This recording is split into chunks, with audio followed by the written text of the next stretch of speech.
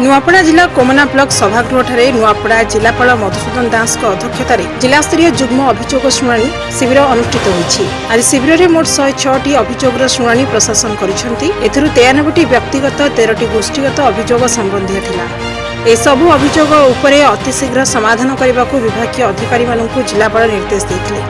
शिविर में असहाय महिला हीराबाई जगत गाँ डुंगरीपल्ली ग्राम पंचायत बुद्धि कोमरा को 10,000 टंका आशु सहायता जिला रेडक्रॉस पांठि जोगाई दिया जायतिला। 84 जन व्यक्ति को व्यक्तिगत जंगल अधिकार स्वीकृति पट्टा, 3टी गोष्ठी को अधिकार पट्टा, 7टी गोष्ठी को जंगल संबल अधिकार पट्टा जिलापाल डीएफओ डीडब्ल्यूओ एवं उपस्थित अधिकारी प्रदान करथिले।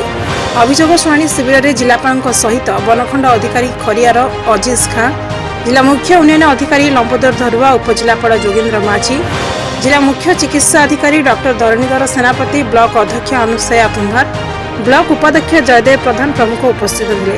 कोमना बीडीओ विनय कुमार भोई, तहसीलदार प्रयासी प्रधान, डेप्यूटी कलेक्टर शेख नसीम हेमंत पुट्टा, एबीडीओ भक्तबंधु बुडेक शिविर परिचालन में सहयोग करते।